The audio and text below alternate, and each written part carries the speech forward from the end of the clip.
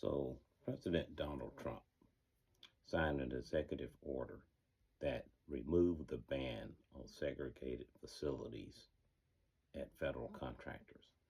So, meaning that they could have separate facilities like, eating facilities, bathrooms, whatever, based on race.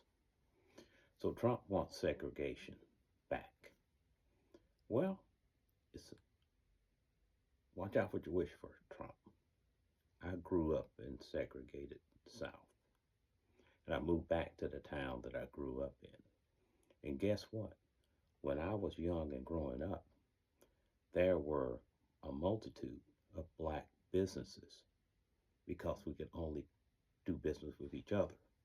There were dry cleaners, there were laundromats, there were service stations, there were grocery stores, there were multitude of barber and beauty shops, and on and on and on. Now, here in this desegregated America, United States, I moved back. Almost all those type businesses are gone. Matter of fact, most of them folded up a few years after integration because the black dollars just dispersed. But let me tell you something about when there was segregation. Some black communities were so successful that the white folks came in and destroyed them, like the Greenwood District in Tulsa, Oklahoma, known as Black Wall Street. So, Trump, watch out what you're trying to do. Now, what you're talking about really can't happen because state and federal laws still prohibit segregation. But just to give you an idea of where everything is now, I did some research a few years ago and actually wrote a book called One Eighth of a Man, Hate for the Skin I'm In. And what is in this book describes the black economic situation. You see, the Federal Reserve did a survey a few years ago on the economic conditions in the United States. And what it discovered is the median net worth of a black family was 1/8 that of a white family's median net worth. 1/8. That's that much to this much. So someone that's worth 1/8 of another person really is on a whole different planet from a standpoint of life experience and wealth and just opportunities for the future. So,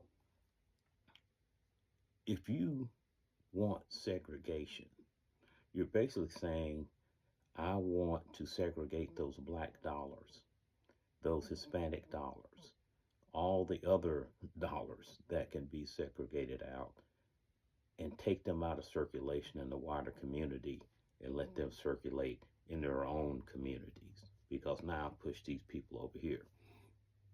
That what was happening in segregation. I'm not saying segregation was a panacea or anything, but what I saw in segregation, and particularly as I got older, it was basically forcing the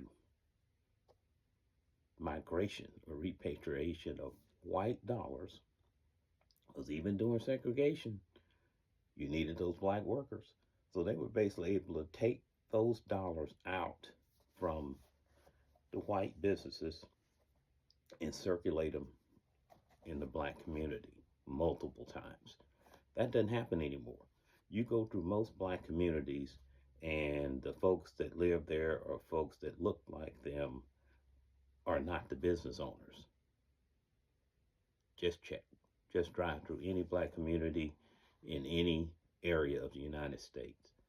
Black folks may be the residents, but they're not the business owners by and large. So, Trump, you want to make America great again, you want to make America white again, you want to make America segregated again. I have mixed emotions about segregation because what I saw is given enough time, a group of people will band together and create their own economic engine. And you see it all over the place. You go through some of the ethnic neighborhoods where people have come from other countries and they build their own economic ecosystem. So, Trump, we understand your signaling, your dog whistles, and all that, but you need to understand that this is a diverse country. And if you start putting ideas in people's heads, because we're out here, folks are trying to avoid Target, they're trying to avoid Walmart, Lowe's, and all these places. And they're hard to avoid because they've come in and run everybody else out of business. So don't give folks ideas.